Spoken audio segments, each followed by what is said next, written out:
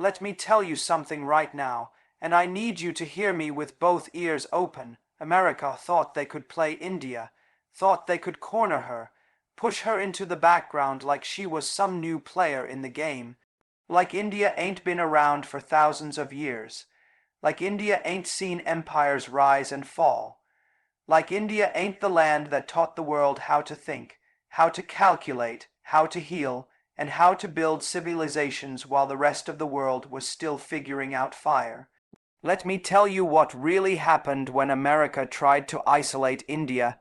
They didn't just fail, they humiliated themselves in the process. See, here's what happens when you underestimate a nation that doesn't scream, doesn't shout, but moves with purpose. India ain't out here bragging. India don't walk around throwing sanctions like confetti. India don't show up to every summit trying to dominate the room with big talk. No. India walks in quiet, listens, smiles, and when the moment comes, just one move, one statement, one policy, and suddenly the whole table's flipped. That's exactly what happened. You know, America had a plan. Let's not sugarcoat it. They saw India rising. They saw a nation of one. 4 billion people not just surviving, but thriving, building satellites, landing on the moon, producing CEO for their biggest companies, becoming the pharmacy of the world, and doing it all without bowing to the West. And that made them nervous. It made them real nervous. So what did they do? They tried the oldest trick in the book. They tried to isolate India politically, economically, even in defense partnerships. They thought if they shouldered India long enough, India would come running back, begging for a seat at the table. But India ain't built like that. India's not your sidekick. India's not your backup dancer. India don't play the role of a dependent. India is a civilization, not just a country. And when you try to isolate a civilization, all you end up doing is giving it space to rise even stronger. Now listen. They started pulling back on defense deals, started delaying technology transfers, started pushing for India to pick sides in conflicts India had no business choosing sides in. You either with us or against us, they said. But India don't play checkers, baby. India plays chess. While they were trying to box India in, India was quietly opening new doors. Russia, France, Israel, the Gulf nations, Southeast Asia. India turned east, turned south, turned everywhere except where they were being disrespected. That's the difference. India doesn't chase approval. India commands respect. And when the West realized India wasn't crumbling under pressure, they got loud, real loud. Suddenly the media was full of stories. India isn't aligning with the democratic world. India's drifting away from Western values. India needs to be sanctioned. But all that noise, it was just that noise. Because on the ground, India was signing oil deals, investing in defense manufacturing, setting up trade corridors, buying Russian energy in rupees, and exporting it back to Europe with a little markup. You hear what I'm saying? India turned sanctions into profits. That ain't isolation. That's innovation. See, when America tried to isolate India, what they really did was give India the freedom to reimagine its role in the world. And India didn't waste a second. They built their own payment systems, launched their own 5G networks, expanded their global diplomatic footprint. Made in India became more than a slogan. It became a movement. And every time someone tried to corner them, India smiled, stepped aside, and let the world realize it ain't so easy to function without India in the mix. They tried to block India at the UN. India kept voting how it wanted to. Didn't flinch, didn't apologize, just stood tall. They tried to freeze India out of certain alliances. India built its own. BRICS got stronger. The SCO became more relevant. The global south started paying attention. African nations started looking at India as a model, not because India said follow us, but because India showed what it looks like when you rise on your own terms, and don't think the people didn't notice. While the West was throwing tantrums, the rest of the world saw something powerful. They saw a country that said, "We respect you, but we won't be bullied by you." A country that built bridges without asking others to burn theirs. A country that could talk to Russia in the morning, America in the afternoon, and China in the evening, without compromising a single principle. That's diplomacy with spine. That's sovereignty with strength. You know what's funny? The same folks who tried to isolate India are now running back to shake hands, sending diplomats, hosting summits, signing MOU like candy at a parade, because they finally realized this ain't the 1990s. This ain't the India that needed an IMF bailout. This is 2025, and this India is building its own rules, running its own game, setting the pace, not chasing it. They tried to humiliate India on the global stage, but the real embarrassment came when India rose without them. When Indian startups started outpacing Silicon Valley. When Indian engineers started designing systems the world adopted. When Indian vaccines saved millions of lives. When Indian soldiers stared down the dragon in the Himalayas and didn't blink. That's when the world started saying, "Wait a minute, maybe we got this wrong, and let's talk about leadership for a second, because leadership matters. India didn't get here by accident. It took vision. It took patience. It took knowing when to speak and when to let your silence do the talking. While others were preaching democracy and practicing hypocrisy, India walked the walk. They took care of their own, lifted millions out of poverty, digitized the economy, empowered women, and made infrastructure a priority. And they did it while still holding on to their culture, their roots, their identity. That's power. That's real power. Now I want you to think about something. When the West tried to isolate India, they expected a collapse. Instead, they triggered a comeback. They expected desperation. Instead, they got discipline. They thought India would beg for a seat at the table. Instead, India built its own table and invited the world to sit down. And now it's the same countries that tried to push India out, waiting in line for a handshake. India didn't scream for validation. India let the results do the talking. You think it's a coincidence that Apple's building factories in India now, that Tesla wants in, that global companies are lining up to shift their supply chains out of China and into India, that universities are setting up campuses in India, that tourists are pouring in and investors are pouring money? It ain't no accident.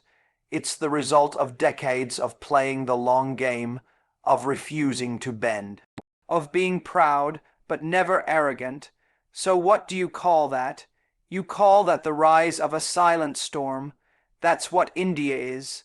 A storm that didn't make noise, but moved mountains, and every time someone tried to block it, that storm found another path. And now that storm is reshaping the very world that tried to contain it. See, there's a lesson here, not just for America, but for every nation that thinks power comes from isolation, from control, from arrogance. Real power, it comes from resilience, from knowing who you are and not compromising even when the world demands it. And that's what India showed. They didn't just survive isolation. They transformed it into an opportunity. And while some countries were busy making enemies, India was busy making friends, across continents, cultures, and ideologies, not because India was desperate, but because India understands something the rest of the world forgot, that respect is earned, not demanded, that relationships are built, not forced, and that humility is not weakness, it's strength under control. So here we are in 2025. The world's looking different now. The balance of power is shifting. The voices that once echoed across every global stage are being met with new voices, firm, confident, rooted in ancient wisdom, but focused on the future. And India's not asking for permission to lead. India's just leading, Let me leave you with this. When America tried to isolate India, they thought they were teaching India a lesson. But it turns out, India taught the world something far greater. That a nation grounded in its values, united in its vision, and unshaken by external pressure can rise. Not in anger, not in arrogance, but in quiet, undeniable strength. And when that happens, even the biggest superpowers have no choice but to stand up, take notice, and say, "We got it wrong," because at the end of the day, you can try to isolate a country. You can throw every political move, every economic sanction, every narrative twist, but you can't isolate a spirit. You can't corner a culture that's been thriving for 0 years. And you definitely can't stop a people who have decided that their time is now. Not someday, not maybe, but now. India didn't just survive the attempt to be isolated. India flipped the script, turned the whole game upside down. And the humiliation, it didn't land where they expected. It boomeranged right back. Because when the storm rises in silence, by the time you hear it, it's already too late to stop it. Let me tell you something right now that most folks missed while they were busy playing the same old political chess game. When the West, especially America, thought they could sideline India, what they didn't understand was that India had already outgrown the board. They were playing checkers while India was rewriting the rules of the entire game. And the moment they tried to flex their so-called diplomatic power, they triggered something no think tank in Washington could predict. It marked the birth of India's assertive military doctrine backed by innovation. India rewrote the rules, rising without compromise, commanding without confrontation.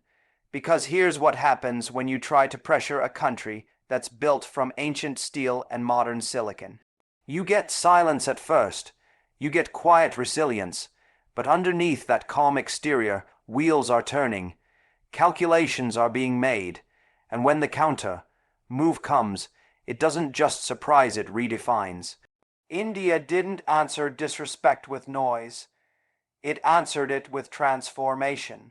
While they were trying to isolate her, India was creating something entirely new, a doctrine that doesn't mimic the West, doesn't imitate the East, but stands on its own legs, built for India's unique civilizational character and strategic needs. A doctrine where restraint doesn't mean weakness, and strength doesn't require arrogance. India didn't raise its voice, it raised its standards. It stopped asking for inclusion and started engineering its own levers of influence. While others were talking sanctions, India was investing in self-reliance. While others were pulling strings in global forums, India was tightening its command over space tech, missile systems, cyber capabilities, and border readiness.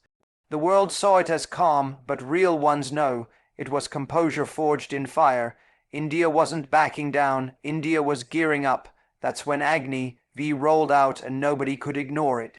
A solid-fueled intercontinental ballistic missile, developed indigenously, capable of hitting targets well beyond the neighborhood. No borrowed tech, no dependent approvals, just Indian precision with Indian engineering. And it didn't come with a speech, it didn't come with a threat, it came with silence and a cold, undeniable message. India will defend its sovereignty on its terms, in its language, with its tools. That wasn't aggression. That was clarity. That was doctrine. Then came the game changer, hypersonic development. You see, while the West kept lecturing about military restraint, India started working on glide vehicles, hypersonic cruise platforms, and satellite denial systems. All without making it a global show. Quiet labs, unassuming scientists, sleepless nights, and when those prototypes came to life, the world realized they hadn't just failed to isolate India, they had pushed it into hyperdrive. They gave India the silence it needed to build, and don't forget the Navy. That's where things started getting loud without a single shot fired. Indigenous aircraft carriers, check.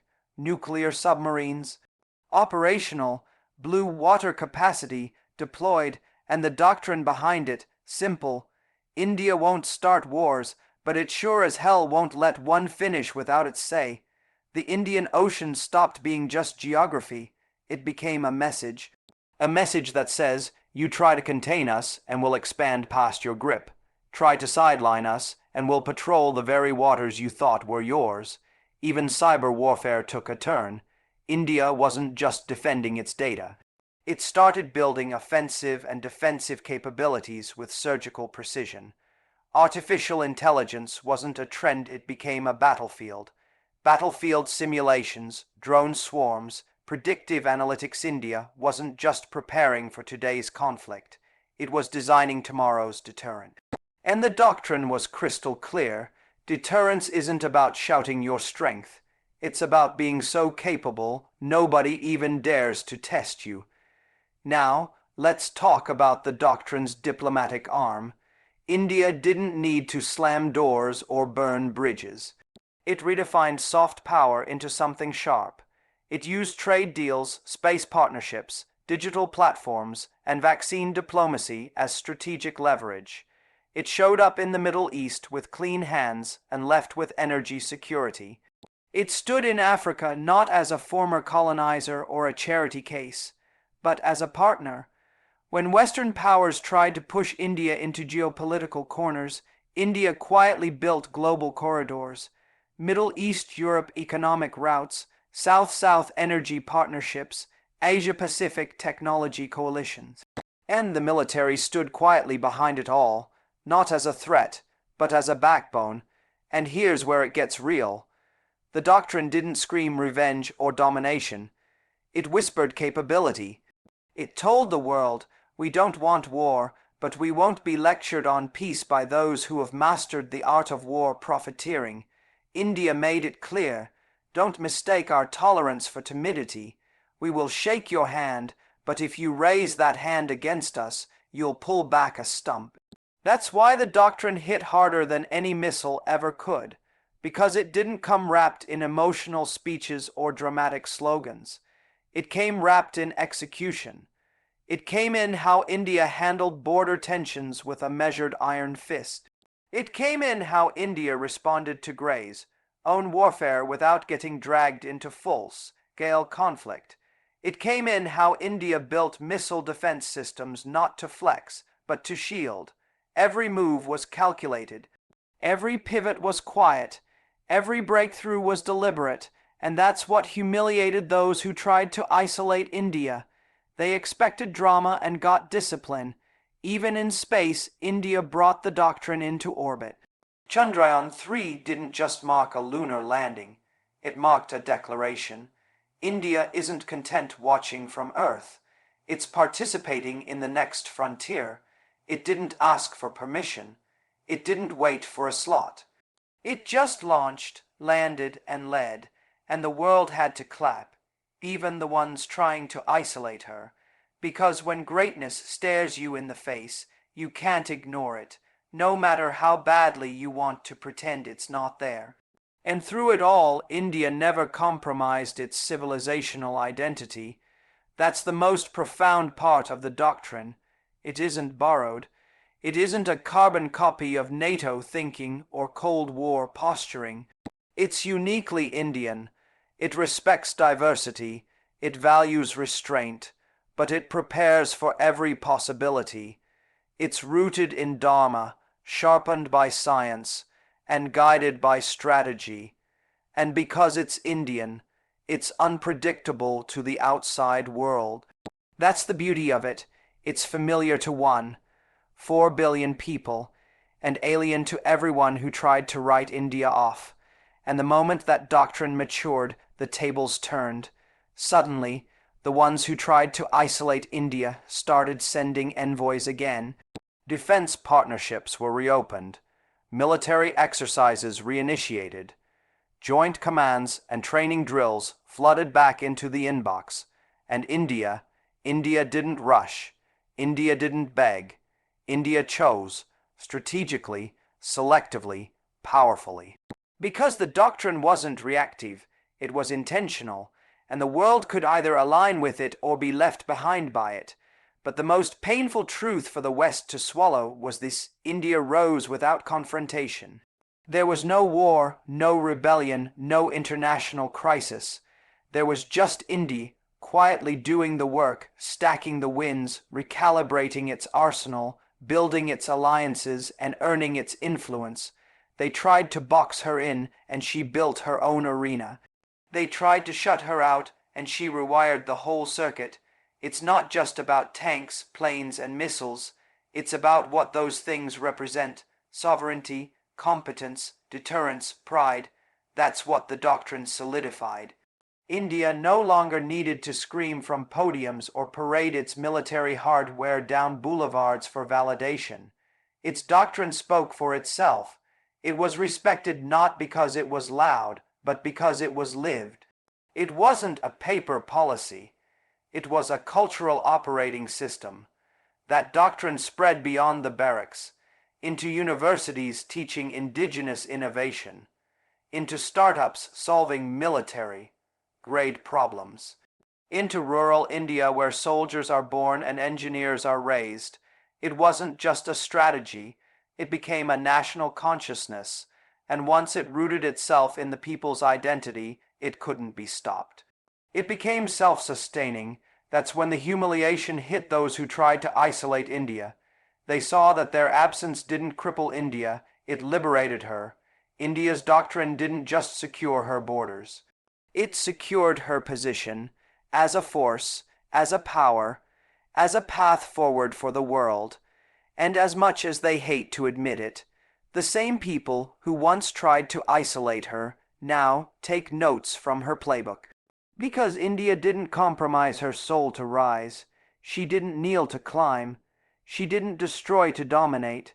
She walked a path that didn't exist before, and now others are following her footsteps. India rewrote the rules, rising without compromise, commanding without confrontation.